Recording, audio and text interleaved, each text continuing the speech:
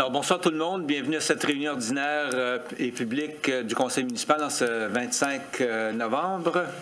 Et nous allons procéder avec le mot d'ouverture. Chers collègues, ayons la sérénité d'accepter les choses que nous ne pouvons changer, le courage de changer les choses que l'on peut et la sagesse de connaître la différence. Alors, on va appeler la réunion à l'ordre et confirmation du quorum et déclaration de conflit d'intérêts. On n'a pas reçu aucune déclaration de conflit d'intérêts. Alors, on va procéder avec l'adoption de l'ordre du jour. Vous allez être fidèle au poste, M. Cormier, et proposer qu'on adopte l'ordre du jour. Votre collègue n'est pas ici pour vous appuyer. Alors, on va demander au conseiller Godette de vous appuyer, ce qui a été fait. Alors là-dessus, on a la proposition d'adopter l'ordre du jour. Ceux qui sont en faveur de la résolution, signifiez-le par un oui. L'avis contraire par un non. Alors l'ordre du jour est accepté tel que présenté. Et nous allons procéder avec les présentations, requêtes et pétitions, en débutant avec l'item 7.1, demande de renseignement des membres du Conseil au service régional de Kodiak de la Gendarmerie royale. Et on souhaitait la bienvenue à M. Le superintendant Critchlow, qui est avec nous ce soir. Toujours un plaisir de vous avoir avec nous. Est-ce qu'il y a des questions de la part des membres du conseil municipal? Je ne vois aucune lumière qui s'allume. Alors, si vous avez des choses à nous transmettre ou des commentaires? La seule chose, c'est juste, comme vous savez, l'inspecteur Breton, il s'en va semaine prochaine. Donc, le nouveau inspecteur, Ben Jolette, commence lundi prochain. Donc, à la prochaine réunion, il va être ici pour vous. Son nom encore? Benoît Jolette. Benoît Jolette? Oui. OK. Merci. C'est bien.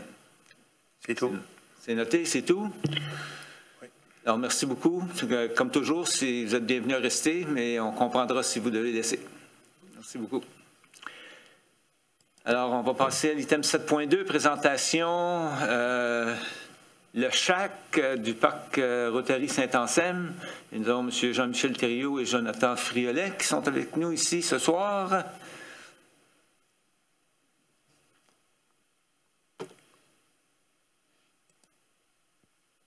Pour nous présenter ce concept. Donc, bonsoir, M. le maire. Bonsoir, tout le monde.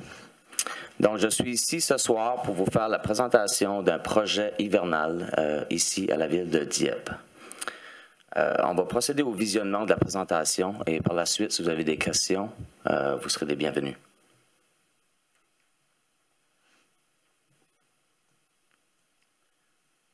Donc, notre vision est de développer un après-ski par excellence ici à Dieppe, nommé le CHAC. Alors, je vais vous faire découvrir le site, le projet, ainsi que les détails du projet.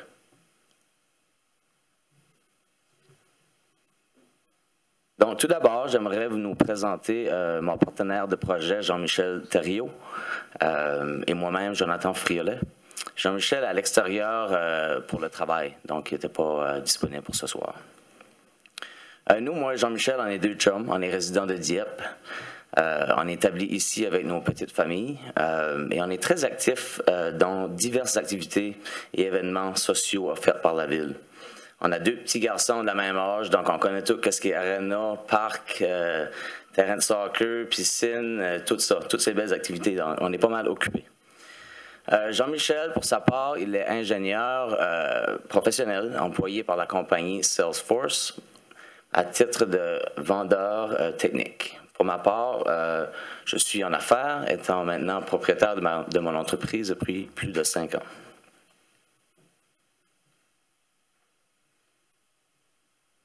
Donc, nous, on parle d'un projet situé au parc Rotary.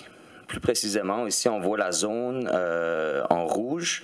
On peut voir en haut la butte de glissade qui est présentement là. On a en bas le pavillon, où est-ce qu'il y a les salles de location. Et puis, dans le milieu, c'est là qu'on se situe. On voit le CHAC, la petite édifice. Plus précisément, ici, on voit le vélodrome juste en haut de la photo. Est-ce que vous pouvez tous vous situer un peu où est-ce que l'endroit exact? Oui, excellent.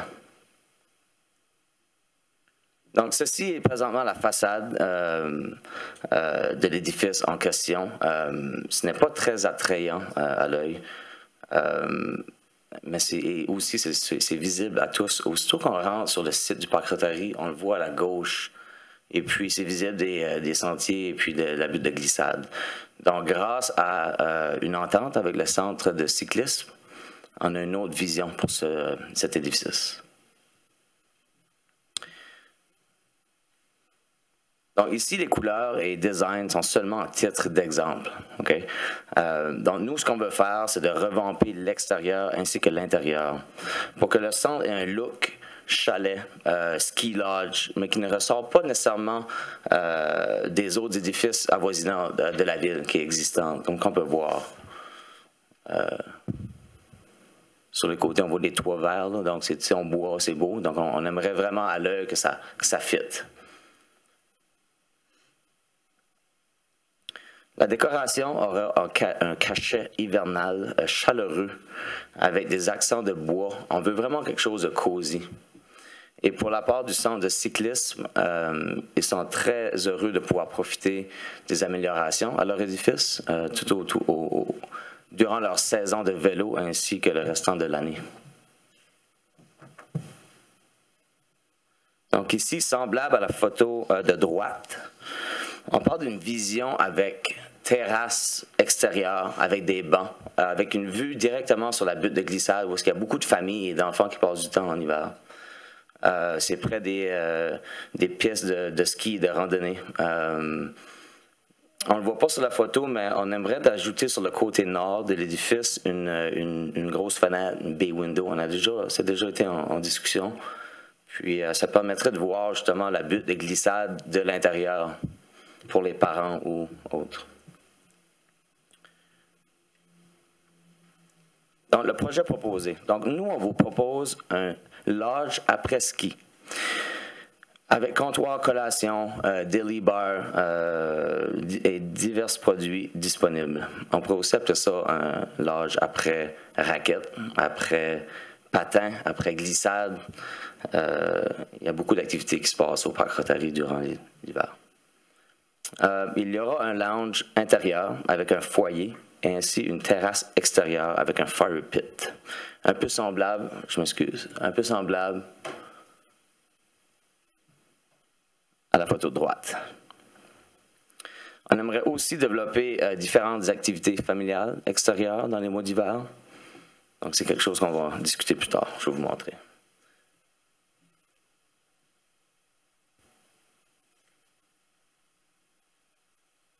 Je m'excuse, j'avais sauté le slide. Donc, services et activités proposées. En termes de services, voici ce que nous, on s'engage à amener et à organiser. On aimerait offrir un service de location de raquettes.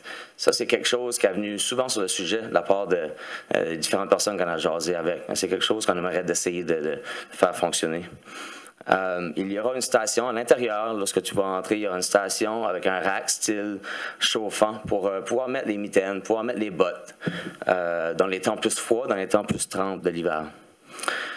L'extérieur, on aimerait avoir une station extérieure pour stationner et barrer les skis, les raquettes, les patins, les traîneaux, tout pour les activités, pour supporter les activités du parc. Il y aura aussi un comptoir pour des snacks avec d'autres produits pour satisfaire les gens utilisant nos services. Donc, pour les activités, on aimerait développer des activités genre tir d'érable sur neige, chansonniers invités à l'occasion, ainsi que des rallyes d'observation pour être intéressant. Et certainement d'autres activités qu'on aimerait développer en partenariat avec la ville de Dieppe. Et certainement, on est ouvert à d'autres suggestions côté activités.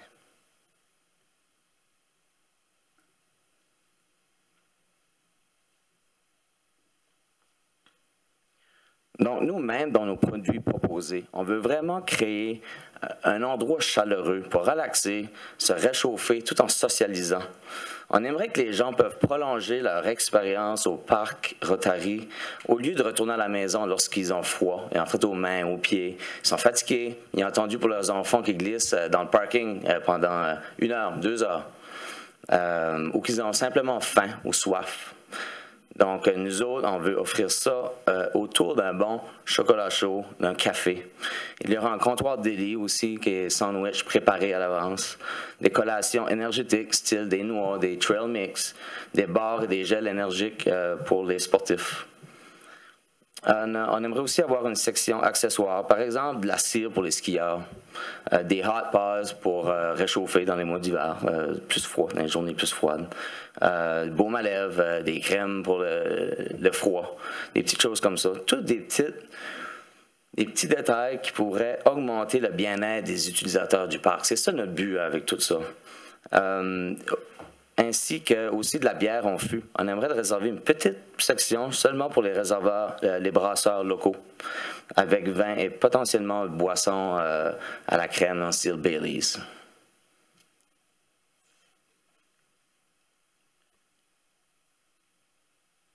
Donc, l'entente avec le centre de cyclisme de Dieppe.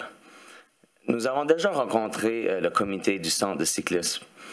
Et je vais vous dire, on ne pourrait pas avoir un partenaire plus excité qu'eux dans ce projet. La situation est vraiment gagnant-gagnant pour les deux parties.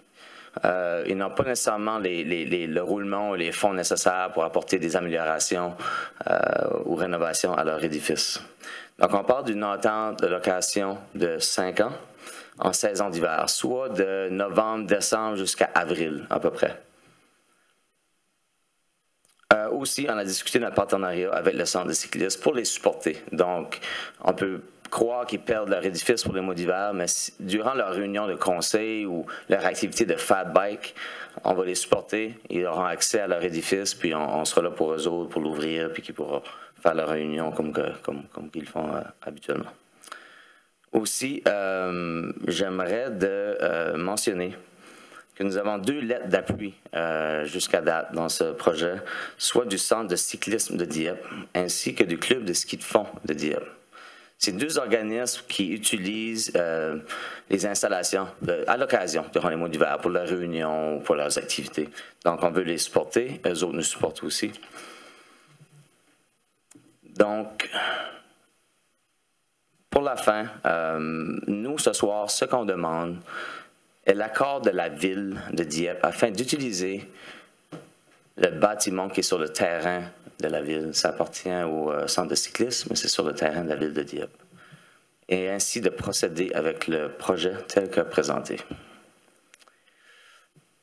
On voit, ici c'est la fin, je vais juste faire une petite mention ici. Les photos ici, c'est pas là par hasard. En haut à gauche, j'ai vraiment aimé cette photo-là.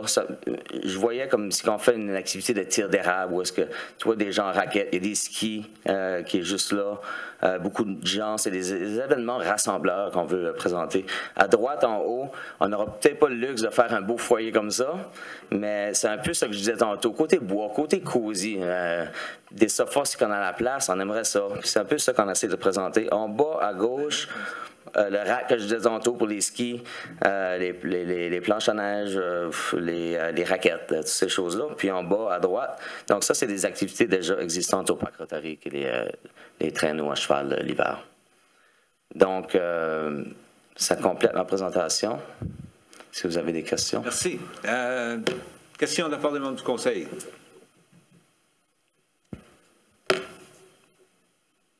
Aucune question? C'est bien.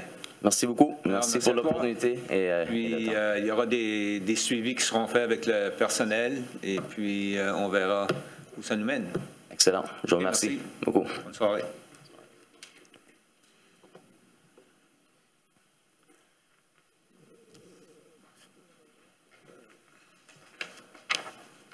Oui. Prochain item. Présentation de M. Olivier Doiron qui pour Centraide. United Way, Centraide. Ça va bientôt.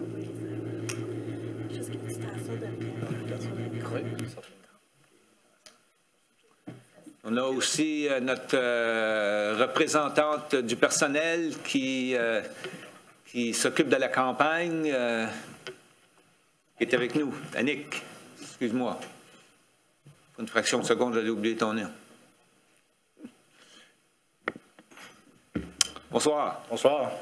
Monsieur le maire, Madame la conseillère, Messieurs les conseillers, merci de prendre le temps d'avoir une présentation de notre centraide ce soir. Je veux aussi prendre le temps de remercier la Ville de Dieppe et ses employés pour le support continu que notre centraide United Way a pu avoir au courant des années.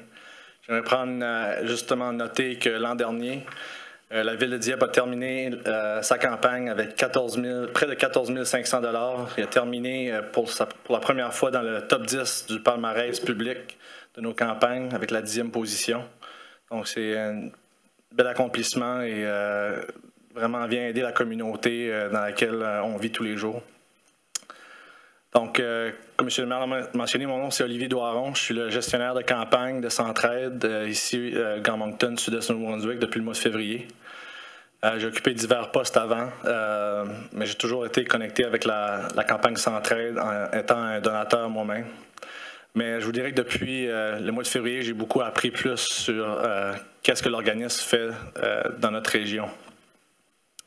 Pour vous parler un peu de notre centraide United Way du Grand Moncton sud-est de Nouveau-Brunswick, beaucoup de gens ont la connaissance de Centraide comme un organisme de levée de fonds. Notre centraide, on se voit plutôt comme un organisme communautaire, d'impact communautaire. Et la raison est simple. Oui, on finance des agences qui bénéficient du financement pour leur programme, mais on a aussi nos propres initiatives que l'on fait nous-mêmes à Centraide ou dont nous sommes dans le milieu, je vous dirais. Une des premières que j'aimerais mentionner, c'est nous sommes en partenariat avec la clinique Salvis et nous avons 3 édifices d'appartements dans lesquels nous avons des gens qui vivent avec des problèmes de santé mentale et aussi qui ont vécu de l'itinérance chronique. Et ces appartements-là, ce qui est vraiment spécifique d'eux, c'est que c'est des appartements de support des pairs. Donc, les gens qui vivent ont du support, soit des gens qui ont vécu les mêmes situations que d'eux, soit des situations de santé mentale ou de l'itinérance, et qui sont sortis et qui aident les gens qui entrent dans ces appartements-là à s'en sortir eux aussi. Donc, grâce à un don d'un grand philanthrope, on a pu avoir 2 appartements et un 3e avec un partenariat qui donne un toit à des gens qui en ont besoin. Et je pense qu'il y a encore plus de besoins dans notre communauté. Une autre initiative que Centraide est investie et fait part, donc qu'on a créé, c'est le Café Inspiration. Si vous n'avez jamais été, c'est au sous-sol de notre édifice au 22 Church Street à Moncton, dans le centre de la paix. Le Café Inspiration a débuté avec un financement du gouvernement qui s'est transformé en ce café qui a pour mission de redonner une chance aux gens qui ont des barrières à l'emploi. Donc, des gens qui ne pourraient pas travailler ailleurs ont une chance avec le Café Inspiration d'avoir l'expérience d'un restaurant et éventuellement pouvoir aller dans la restauration avec un horaire plus normal, car ils ont accès à un horaire plus flexible avec le Café Inspiration. Et la 3e est le programme U-Turn. Et quand je dis you, je dis vous, U-Turns. Ce programme a débuté 5 ans passés lorsque le superintendant du district anglophone S a contacté ma patronne, Debbie McGuinness, avec un problème d'absentéisme chronique dans les écoles de Harrison Trimble et Moncton High. C'était au-dessus de ses ressources, ne savait pas comment régler le problème. Les jeunes n'étaient pas à l'école. Où est-ce qu'étaient les jeunes? Et je suis un peu content que le superintendant Kirschlow a resté pour la présentation, car je crois qu'il est vraiment familier avec le programme U-Turns. Les jeunes sont parfois impliqués dans la drogue. Certains ont des problèmes d'anxiété, santé mentale. Certains sont impliqués dans la prostitution. Les jeunes n'étaient pas à l'école pour des mauvaises raisons. Et ça devait être réglé. C'est de là que U-Turn est parti. Et depuis U-Turn, 5 ans passés, avec l'implantation des coordonnateurs stratégiques dans les écoles, une diminution de 33% de l'absentéisme dans les écoles concernées, une augmentation de 36 % de la résolution de problèmes des jeunes sans avoir à consommer ou à aller à d'autres méthodes et une diminution de consommation chez les jeunes de 25 %. Donc, un programme vraiment qui a eu du succès pour notre Centraide et une augmentation de la demande pour des programmes comme tels dans d'autres écoles et dans d'autres districts aussi. Donc, Centraide, on n'est pas juste un organisme qui finance, on est un organisme qui a nos propres activités aussi et on voit un grand impact dans la communauté. Je vous avais été passer un petit pamphlet orange, de couleur orange, qui a été distribué et ça parle des enjeux locaux peuvent être difficiles à voir. Et cette année, notre thème de la campagne, c'est ça. C'est un thème, mais c'est aussi notre objectif. C'est un hashtag, quand on va sur les médias sociaux, jamais indifférent. Et qu'est-ce qu'on veut dire par que les enjeux sociaux peuvent être difficiles à voir et qu'on ne doit pas être indifférent envers ceux-ci? C'est que des fois, on réalise que les gens ont chacun leur vie. Les gens ils font leurs choses, vont au travail, font leur commission. Et à moins que c'est vraiment visible à l'œil ou que vous savez au sujet d'un enjeu tel que la pauvreté, la santé mentale, l'insécurité alimentaire, ça peut être difficile de vouloir faire quelque chose ou aller de l'avant avec une action.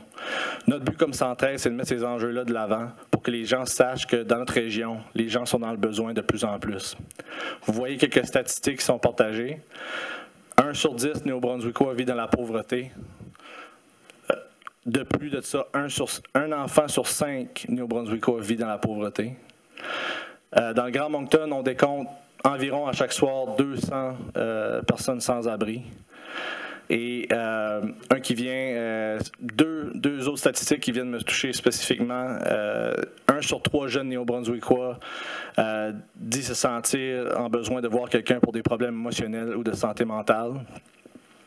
Et un dernier rapport qu'on a eu dit que 1 sur 2 jeunes néo-brunswickois ne disent ne pas avoir d'influence positive venant d'un adulte dans sa vie, incluant des membres de sa famille. Donc, ceci sont des statistiques qui viennent choquer les gens des fois. Et c'est ça que le mouvement Jamais indifférent ou Unignorable en anglais veut faire avec notre campagne cette année. Les agences qu'on finance travaillent à faire ça et Centraide les aide à contrer ces enjeux. Cette année, en 2019, on finance 21 agences qui délivrent 24 programmes. Et nos agences, comme je dis, nous, on couvre le comté de Kent, Westmoreland, Albert. Nos agences vont de Port Elgin, Elsipogtog, Shediac, Petitcodiac, Albert County, et évidemment ici à Dieppe et dans le Grand Moncton. Nos agences font du travail critique et souvent le financement va pour financer des programmes critiques à long terme. Et souvent, c'est pour avoir des gens employés, des coordonnateurs, des travailleurs sociaux, des gens qui travaillent directement. Parce que spécifiquement avec les jeunes, 64 % de notre financement va vers les jeunes. Et on ne veut pas envoyer des jeunes à un programme. On veut envoyer des jeunes voir quelqu'un. On veut envoyer des jeunes voir Jonathan au programme d'Impact Jeunesse pour parler de le problème de dépendance. Et les relations sont très importantes et au milieu de tout ce qu'on fait dans notre mission comme Centraide. Je veux parler un peu aussi des agents justement qu'on a ici à Dieppe. On a la Maison des jeunes avec leur programme de jeunes entrepreneurs qui donne une place aux jeunes, plus précisément de Mathieu Martin, mais sont ouverts aussi aux autres écoles, aux jeunes d'avoir une place vraiment pour aller faire des activités qu'ils ne pourraient pas vraiment avoir la chance de faire autre qu'à la Maison des jeunes. Et aussi le Club des garçons et filles de Dieppe, dans lequel on finance le programme Drop-In, comme on dit, le programme pour les jeunes qui peuvent aller avoir des activités et avoir du support aussi. La raison qu'on fait notre campagne Jamais indifférent est que, comme je l'ai dit, le besoin est plus grand. Donc, notre objectif cette année n'était pas un objectif financier, c'est un objectif social et qu'on ne soit jamais indifférent aux enjeux locaux. Et pour ce faire, on a besoin d'amasser le plus de fonds possible. Chaque année, les agences comme le Boys and Girls Club de Dieppe et la Maison des Jeunes appliquent à Centraide pour du financement. Les applications peuvent être une seule année ou plusieurs années. Des fois, c'est 3 ans. On peut parler de financement de 30 000 jusqu'à 90 000 sur 3 ans. C'est des financements majeurs qui permettent de donner des programmes critiques. Et à chaque année, les applications sont révisées par un comité de 16 personnes qui sont des bénévoles de la communauté de divers secteurs. Et un processus impartial leur fait donner un rang à toutes les applications. Et ma patronne, à la fin du processus, a la difficile tâche de mettre une ligne rouge. Et malheureusement, les agences qui tombent sous la ligne rouge ne peuvent pas être financées. Pas parce qu'ils n'ont pas des bonnes personnes qui travaillent là ou des bons programmes, mais seulement parce qu'on n'a pas le financement. Et c'est pour ça, je parlais justement avec quelqu'un aujourd'hui ici, et je disais que c'est ma 53e présentation aujourd'hui que je fais en avant du conseil. Et on a vraiment besoin du support de tous et que tout le monde donne un peu plus, vienne aider, car malheureusement, on ne peut pas financer tout le monde. Le besoin est plus grand. Et on veut éliminer la ligne rouge, c'est notre objectif. Ça va prendre quelques années pour le faire, mais on veut s'y rendre. Et ce montant représente environ 400 000 à 500 000 par année. C'est quand même significatif, le besoin que notre communauté a. Sur ce, au nom de mon organisation et de toutes les organisations qu'on supporte, je veux vous remercier pour votre temps. Je veux aussi vous remercier pour le support et le soutien que vous donnez à la campagne de Centraide à chaque année. Je sais qu'il y a de vos membres qui viennent à le lancement à chaque année. Et je veux vous souhaiter une bonne campagne et merci beaucoup. Alors, merci beaucoup pour la présentation. Puis, est-ce qu'il y a des membres du conseil qui ont des questions? Oui, des questions. Je serais heureux de répondre. Pas mal tout le monde connaît bien Centraide. Je ne connais pas grand monde qui ne participe pas à Centraide. S'il y en a, levez la main. Merci, M. le maire. OK. OK, bonne fin de soirée. Merci.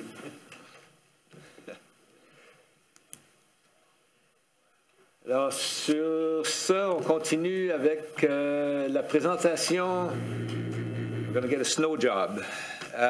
Présentation du déblaiement, le plan de déneigement et de déglaçage de 2019-2020, dont on n'a pas eu trop besoin à date.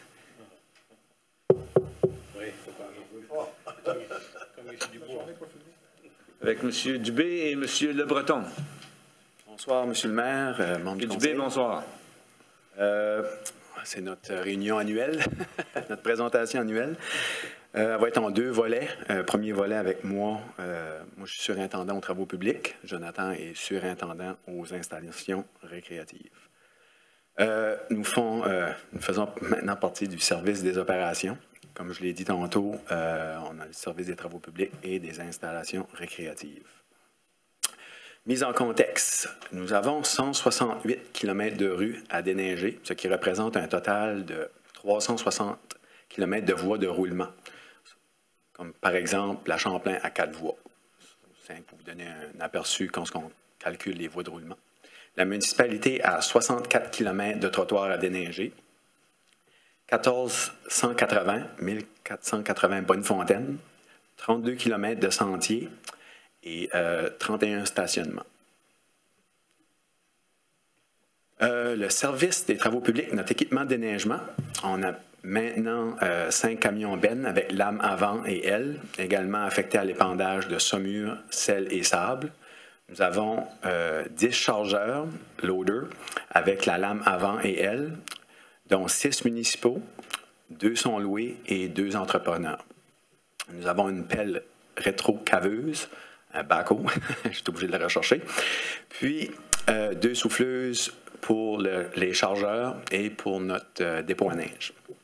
Nous avons un tracteur versatile avec une souffleuse, puis 5 tracteurs à trottoir avec lame, souffleuse et épandeuse de sable.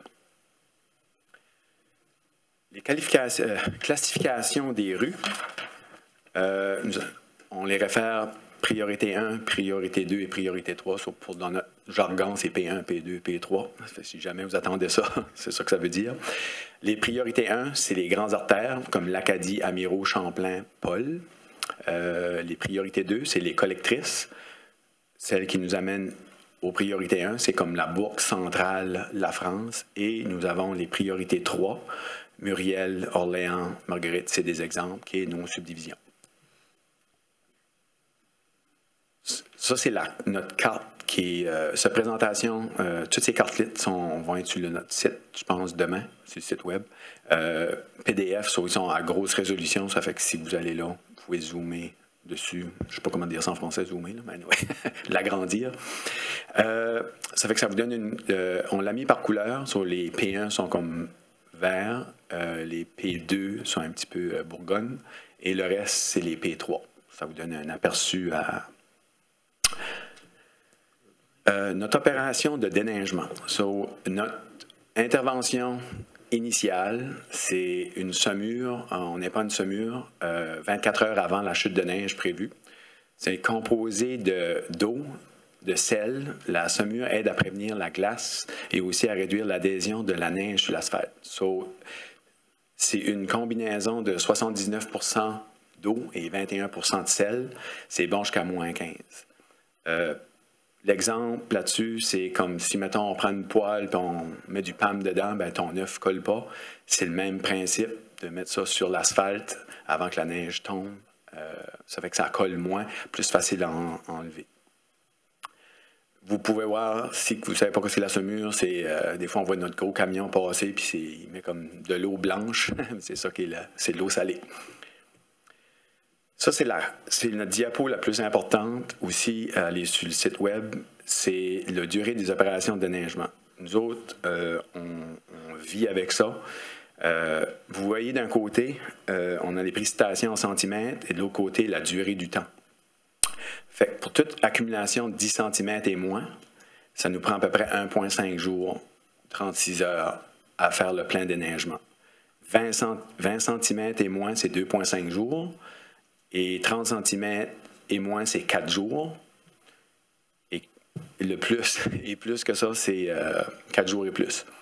Ça, c'est à compter du dernier flocon de neige. Pas durant la tempête, quand la tempête est finie, puis le soleil sort, mais là, on peut commencer à déneiger. Ça, c'est vraiment notre opération de déneigement et d'élargissement des rues et de nettoyage. Opération de déneigement ensuite, premièrement, on déneige et on élargit. Aussi, on a nos trottoirs qu'on fait les P1 et P2. Nos trottoirs, les P1, c'est localisé dans les centres-villes, zones scolaires, tous ces endroits où nos petits bonhommes marchent plus souvent. Puis après ça, on a aussi les traverses de piétons et les boutons à toutes nos intersections. On ôte l'amas de neige qu'il y a sur nos îlots et on nettoie pour que le monde puisse peser sur les boutons pour traverser. On a les abribus aussi qu'on fait et nos bonnes fontaines. La durée des opérations dépend de quelques facteurs. Le type de neige. L'hiver passé, on a eu beaucoup de neige pesante. Ceux-là qui l'appellent peuvent le savoir. Fait que, si c'est une neige qui est lourde, c'est lourd pour tout le monde. C'est aussi lourd pour une pièce d'équipement. Ça peut prendre beaucoup plus de temps. Si c'est une neige poudreuse, ben, ça va beaucoup plus vite. Il y a aussi la température extérieure. C'est plus froid, plus chaud. Les nouvelles précipitations pendant l'opération de déneigement. Ça fait que si on est en train de déneiger puis il neige, ben, le compte à rebours retourne à zéro. Puis aussi, notre réalité, c'est qu'on a des bris d'équipement. Des fois, on a des pièces d'équipement qui peuvent briser. Nos objectifs. L'objectif, c'est de déblayer toutes les rues dans les 8 heures suivant la chute de neige. Dans le cas de 30 cm et plus, comme j'ai dit, c'est de nettoyer la neige aussi rapidement que possible. Dans le cas des stationnements comme la place 1604, l'objectif, c'est d'effectuer le déneigement dans les 4 heures suivant la fin des chutes de neige. Le centre-ville ici, dans la place 1604, dernier flocon, en dedans de 4 heures, c'est ça qui est notre but de nettoyer.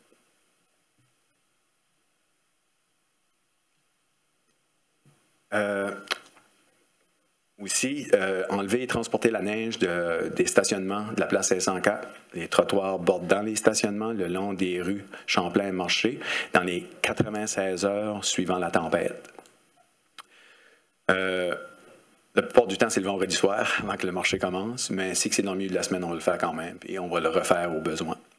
Déneigements de Bonnefontaine sont effectués selon les priorités en collaboration avec le service d'incendie. Ça veut dire que pendant qu'on déneige, puis on a fini nos élargissements des rues, nos pièces d'équipement se libèrent. À chaque fois qu'il y a une pièce d'équipement qui se libère, nos loaders, nos chargeurs, ben on les envoie commencer à nettoyer les bonnes fontaines tranquillement. Fait qu'à chaque fois, il y a une pièce qui s'ajoute et s'ajoute. En tout temps, les pompiers peuvent nous contacter et on a des pièces d'équipement qui sont, mettons qu'il y a un feu à quelque part, puis pour quelque raison, ils ont de la misère avec les bancs de neige, ben nous autres, on est là, dans pas long, on a tout le temps une pièce alentour.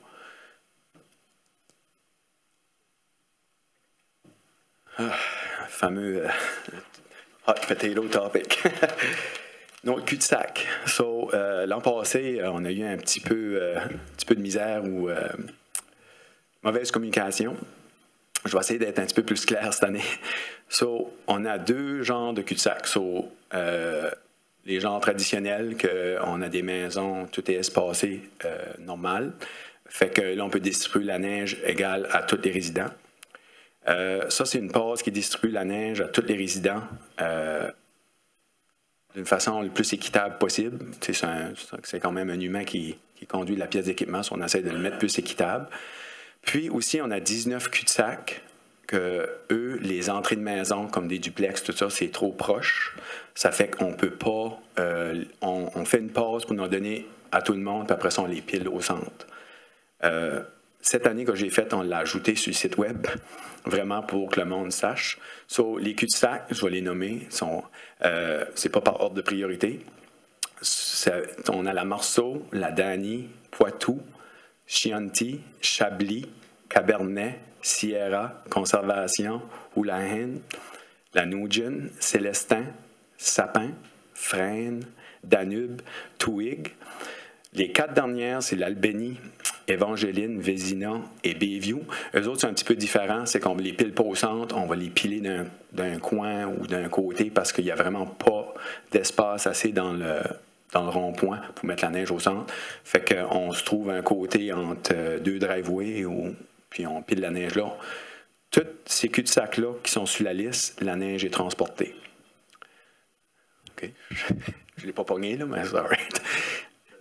OK, pas de problème. Ça vous donne un aperçu des cul-de-sac. Fait que si jamais cette liste-là est sur notre site web, ça fait que les résidents peuvent le consulter si vous n'êtes pas sûr, si vous êtes sur la liste. L'autre nouveauté qu'on a cette année, c'est notre dépôt à neige. On a souvent entendu parler. Vous pouvez voir dans le coin en haut à droite, le point bleu. C'est notre dépôt à neige qui est situé au 2050 rue Champlain. Ceci vous donne un aperçu un petit peu plus gros. Ça a écrit 78 acres pour le dépôt à neige. C'est le terrain total. On a seulement une petite portion de ça qui est développée. Fait que si qu'on est rendu là, on a de la neige. De ce côté-là, fait pour le dépôt à neige, après ça, on a la classification des trottoirs, qui est le même principe sur les trottoirs bordant les artères à fort débit circulation, les trottoirs près des écoles et de la place 504. L'objectif, dans ce cas-là, c'est 24 heures suivant la chute des fins de neige, fin des chutes de neige de 30 cm et moins. Les priorités 2, c'est dans la région de la Haute-Ville, autour du centre aquatique, centre sportif et les trottoirs des artères à moins fort débit de circulation et des rues collectrices. C'est déneiger ces trottoirs 3 jours suivant le déneigement des trottoirs priorité 1. Encore là, une fois qu'on a fini, les machines ensemble se libèrent et vont travailler sur les autres conséquences. Puis, je vais passer à Jonathan. Merci. Peut-être avant de passer à Jonathan, je vois qu'il y a au moins une lumière qui s'est allumée, fait qu'on va peut-être... M. Godet, des questions à la fin, mais il faut les prendre. Une question? Oui, merci. À part de l'énumération des ronds-points ou des points... Oui, des cul-de-sac. Est-ce qu'il y a eu des changements cette année dans les procédures ou les opérations comparées à l'année passée? Ou est-ce que c'est le même protocole, le même... Qu'est-ce qu'on... comme je dirais, on avait un protocole l'an passé. La force des choses a fait que des fois, les individus, les personnes qui conduisent ont changé un petit peu pour quelques raisons. Des fois, c'est plus facile pour eux autres de le faire d'une façon. Cette année, on a repassé tout ça, puis on a fait un standard. On se rencontre en équipe, puis on a développé un standard qui va être équivalent pour tout le monde. Donc, il n'y a pas de changement majeur par rapport à l'année passée? Non, non. Deuxième point, je remarque sur votre carte que la rue industrielle n'est pas considérée comme un chemin collecteur. Elle est troisième niveau. Oui, c'est une erreur. Une erreur, ça devrait être un chemin collecteur? Oui, c'est ça. OK, merci. Merci. Alors là-dessus, on va passer à... Bonsoir, Jean oui. Bonjour. Monsieur Le Breton, bonsoir. Bonsoir, Jean du Conseil. C'est un peu sur le même principe que sur le département de travaux publics, la mise en contexte pour le secteur des installations. Nous avons les secteurs de déneige, 7 stationnements aux diverses installations récréatives. Déneige aussi l'anneau de glace à la place 1604. Le parc Rotary Saint-Anselme. Déneige de 2 patinoires extérieures. Et la préparation des sentiers de ski de fond de 6 km, ça c'est pour le parc Rotary. Excusez-moi, il y a un typo dans cette slide, c'est pas 2018-2019, c'est 2019-2020. La municipalité a 50,3 km de sentiers. Le plan de déneigement 2019-2020 prévoit le déneigement de 32 km de sentiers. Ceci représente le déneigement de 61% des sentiers.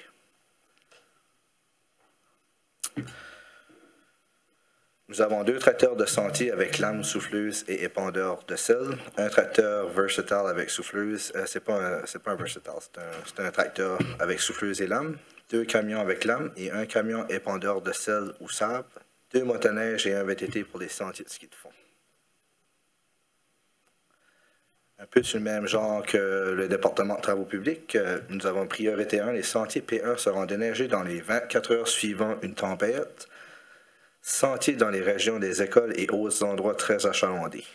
Total de sentiers P1 déneigés est de 11,4 km. Aussi, on peut dire comme un endroit qui est une P1, directement c'est le Dieppe Boulevard. C'est utilisé certains endroits, on utilise seulement un sentier à la place d'utiliser les deux, qui devient une P1. Classification pour les sentiers P2. Les sentiers P2 seront déneigés durant les heures régulières de travail et la durée pour compléter ce déneigement est de 5 jours. Total de sentiers P2 déneigés est de 20,6 km. Comme vous voyez, on a les P1, c'est vert, et aussi on a les P2, c'est des petits pointillés qui veulent différencier. Ça peut être un peu mêlant, mais les gros pointillés, les lignes pleines, c'est les trottoirs et les pointillés, c'est les sentiers. Mais les P1, les petits pointillés, c'est les verts et les P2, c'est les petits pointillés rouges.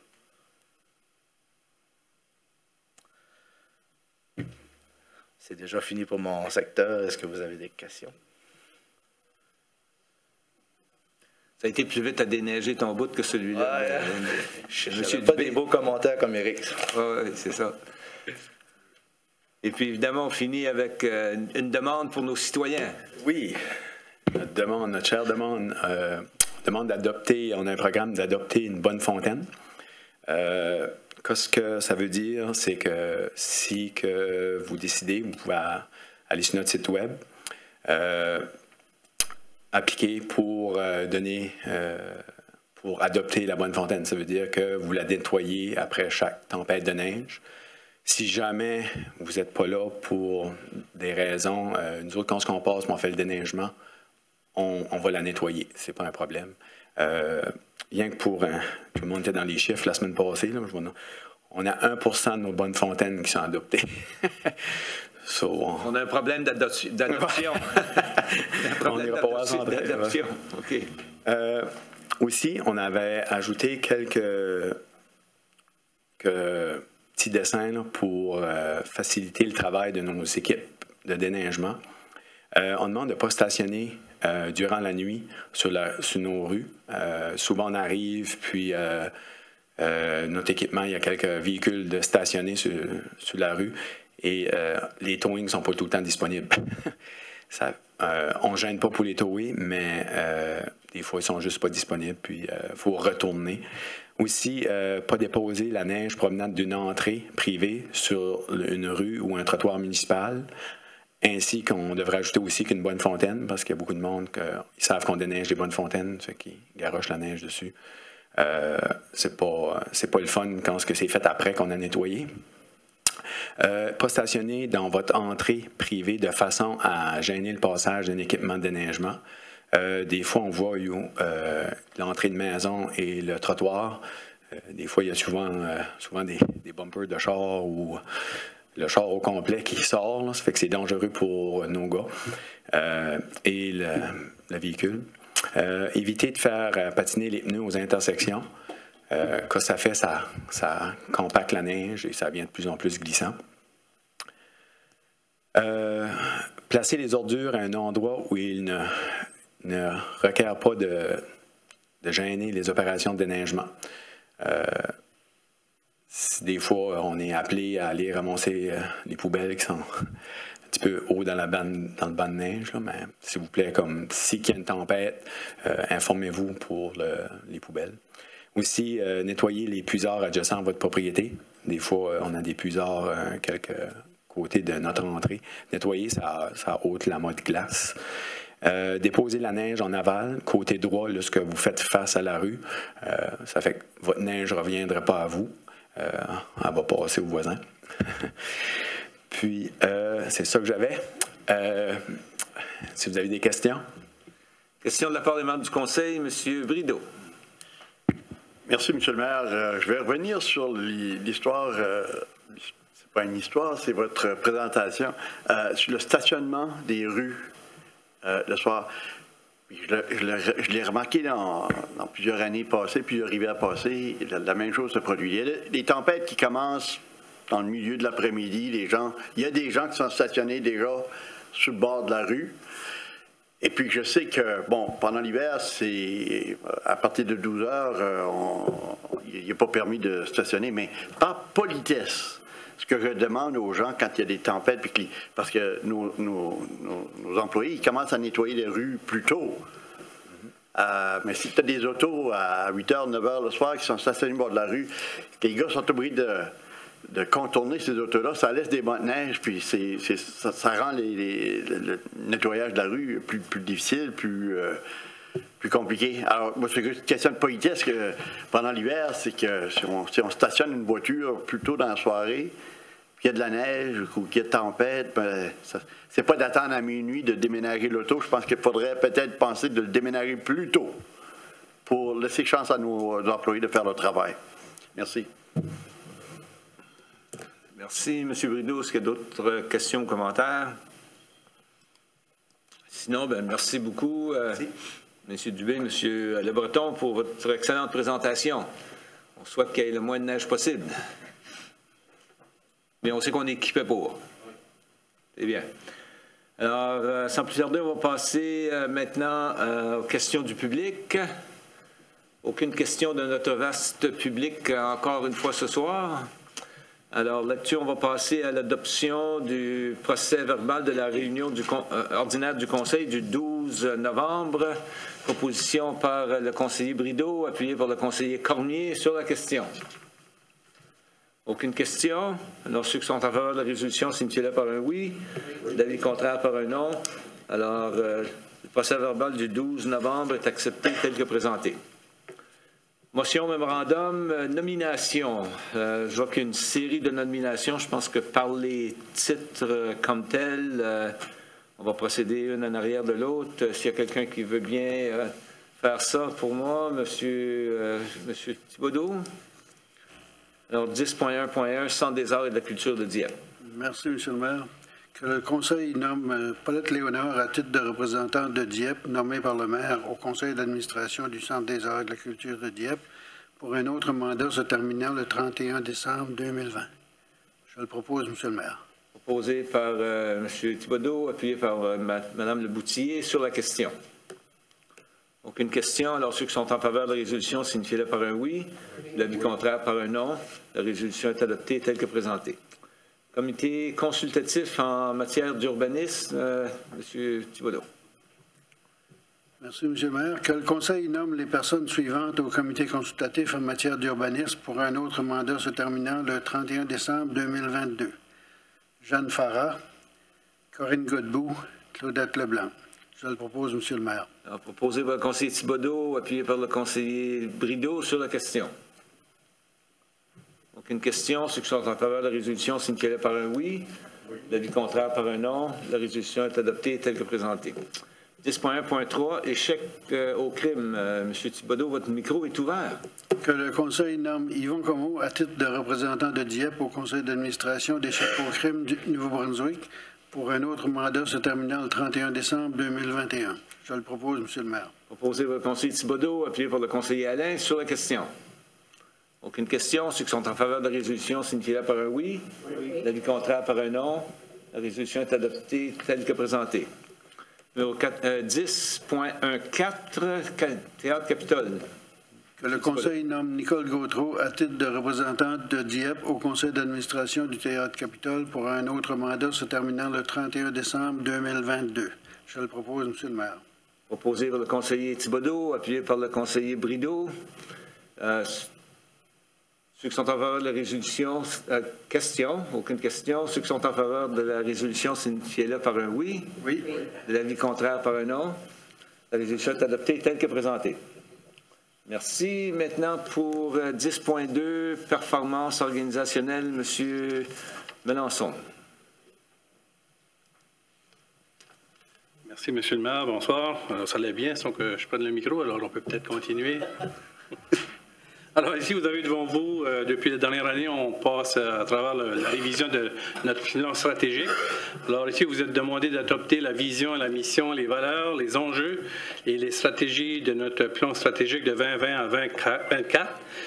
Durant les derniers temps, suite à la présentation que vous avez reçue, il y a eu du feedback donné par certains membres du Conseil. On a consulté le public également. Alors, certains éléments ont été ajustés un peu sur les documents qui vous sont présentés ce soir. Et ça a été validé par notre consultant également. Alors, on vous demande de faire l'adoption de ces éléments-là. Et la prochaine étape, l'équipe de l'administration et du personnel, on travaille sur le développement de nos plans d'action et aussi avec des mesures de nos résultats que l'on va identifier et qu'on vous reviendra pour présentation dès le début de la prochaine année. Alors, c'est pour adoption ce soir pour poursuivre la démarche du processus de la révision du plan stratégique. Pour la lecture de la résolution, M. Alain. Merci beaucoup, M. le maire. Que le Conseil accepte le dépôt du rapport préliminaire du plan stratégique 2020-2024 et adopte la vision, la mission, les valeurs, les enjeux et les stratégies telles que présentées dans le tableau sommaire annexé au mémorandum en date du 16 octobre 2019. Je vous le propose, M. le maire. Proposé par le conseiller Alain, appuyé par le conseiller Thibodeau sur la question. Aucune question. Alors, ceux qui sont en faveur de la résolution, signifiez-le par un oui. L'avis contraire par un non. La résolution est adoptée telle que présentée. 10.3.1. M. Melançon. Ici, vous avez devant vous un renouvellement de licence au niveau de notre service de TI avec ELA, Air Canada, pour un renouvellement d'une période de 3 ans à compter du 16 décembre de cette année 2019. Le forfait est de 96 340 $ pour l'entente de 3 ans total, plus TVH. par ici, alors que c'est un service que c'est le seul fournisseur, on a pu procéder avec une adoption de gré à gré, tel qu'il stipule dans l'article de l'achat public de la loi sur l'achat des biens pour la municipalité, les achats publics. Alors, on est conforme à la procédure. On vous recommande de l'adopter pour pouvoir renouveler cette licence. Merci. Pour la lecture de la résolution, M. Godette.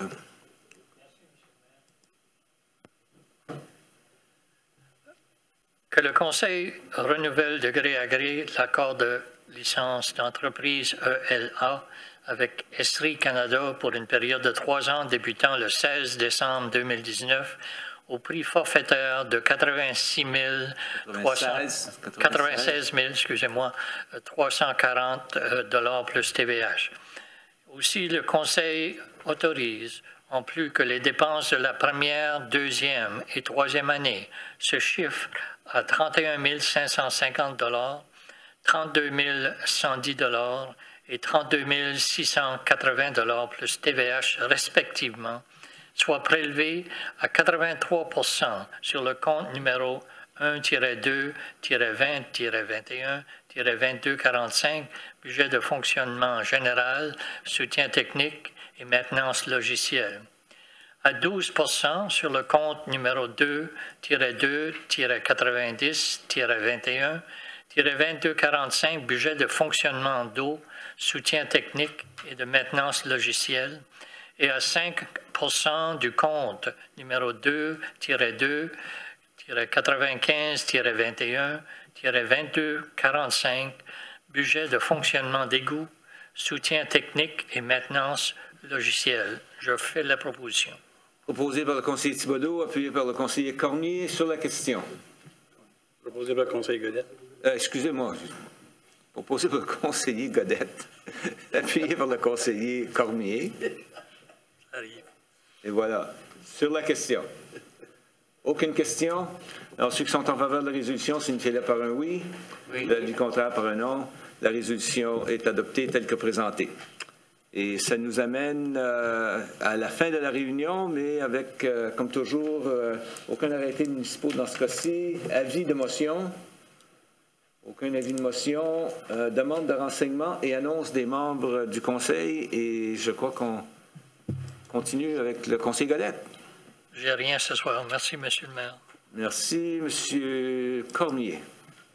Merci, M. le maire. Je profite de l'occasion pour féliciter les matadors de Mathieu Martin qui ont remporté le championnat des écoles secondaires à Moncton en fin de semaine de justesse, mais au moins c'est une victoire. Et aussi, j'aimerais féliciter les filles, je pense les vedettes, qui se sont rendues en finale dans le même tournoi. Et avis aux citoyens et citoyennes, la note glace est ouverte pour du patinage. Merci. Merci bien. Monsieur le conseiller Brideau. Merci, Monsieur le maire. Je n'ai rien pour moi ce soir. Merci, Madame Leboutier. Merci, Monsieur le maire. Certaines choses ont déjà été dites. Donc, premièrement, j'aimerais féliciter les organisateurs de la parade de Noël. C'était vraiment bien. La rue, je pense que ça a bien déroulé, toute la belle cérémonie, c'était bien. Ça nous met dans l'ambiance. Couple de points juste à faire passer comme appel à nos citoyens.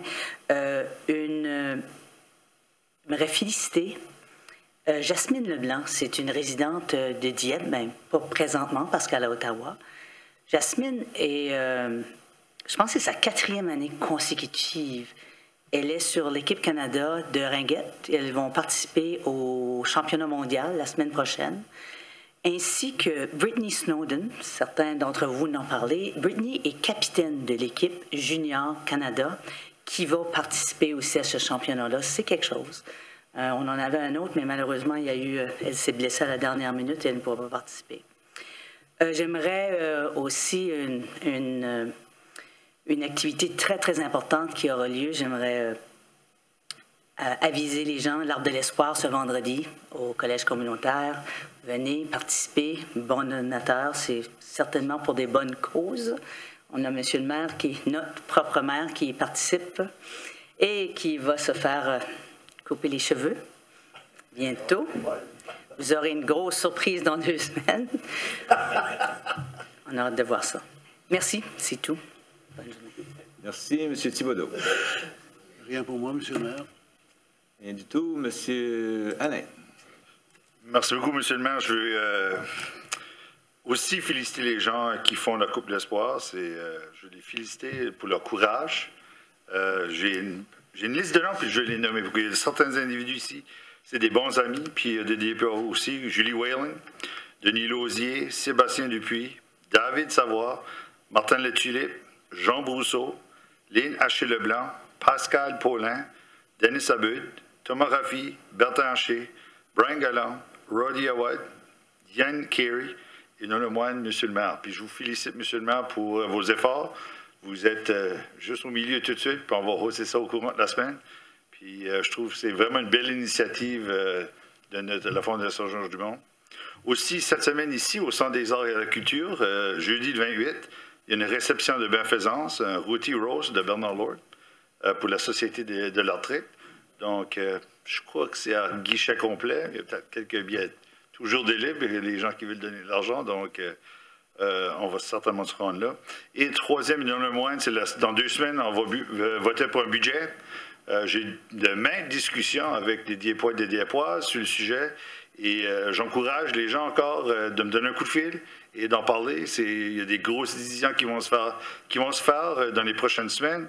Je vois encore aujourd'hui la ville de Moncton qui pousse pour un terrain synthétique à l'école Odyssée. On veut notre propre terrain synthétique aussi. Donc, c'est un cri d'alarme au gouvernement provincial et le gouvernement fédéral qu'on veut notre juste part aussi. Donc, il y a des grosses décisions dans les prochaines 2 semaines, puis j'espère que les gens prennent le temps pour parler du budget. Merci beaucoup, M. le maire. Merci beaucoup. Alors, oui, j'ai accepté rapidement, aussitôt que j'ai été contacté par M. Claude Paré, de participer à cette levée de fonds. Quand je suis arrivé à la maison, j'ai annoncé ça à mon épouse, elle était moins excitée que moi, je l'étais. Mais oui, la campagne va très bien, puis je pense que c'est vraiment une opportunité pour toute la communauté de vraiment amener la levée de fonds de l'Arbre de l'Espoir à un nouveau niveau. L'objectif est de 2 millions de dollars, alors pas juste nous autres, mais de la campagne en général, qui a rarement été au-dessus de 1,7, je pense, une fois dans le passé. Alors, c'est vraiment un gros objectif d'aller chercher un autre 300 000 $ au minimum, qui doit être essentiellement du nouvel argent avec ce concept-là. Au début, ça a commencé avec 30 personnes parce que c'était la 30e année de la campagne de l'Arbre de l'Histoire. Alors, l'objectif était 30 personnes. Je pense qu'on est rendu maintenant à 45 personnes qui sont sur la liste et qui ont sacrifié, littéralement, mis leur tête à couper, mais surtout les cheveux de la tête à couper. Et je suis fier de faire partie de ce groupe-là. Puis j'ai dépensé l'objectif initial, mais l'idée, c'est pas de dépasser nos objectifs personnels, mais de se dépasser. Et j'apprécie tous les gens qui ont déjà contribué. Et j'encourage ceux-là qui ne l'ont pas encore fait de prendre un malin plaisir à ce que je me fasse couper les cheveux, qui sera probablement, d'après l'horaire que j'ai vu, qui prendra place ici même, dans le hall d'entrée de l'hôtel de ville, alors qu'une bonne majorité, la grande majorité des bénévoles qui se sont sacrifiés, qui vont sacrifier leurs cheveux, vont se faire raser ici même à l'hôtel de ville, avec un plus petit groupe de personnes qui se feront couper les cheveux la journée de la levée de fonds principale le vendredi. Parce qu'avec 45 personnes, on s'entend que ça aurait été beaucoup trop pour la journée du vendredi. Alors, la décision a été prise de faire la très grande majorité des coupes. Il y aura juste que quelques personnes spécifiques qui vont être demandées de participer vendredi seulement. Alors, moi, je serai ici jeudi soir, puis j'ai déjà renouvelé ma collection de tucs et de casquettes. Là-dessus, bonne fin de soirée à tous.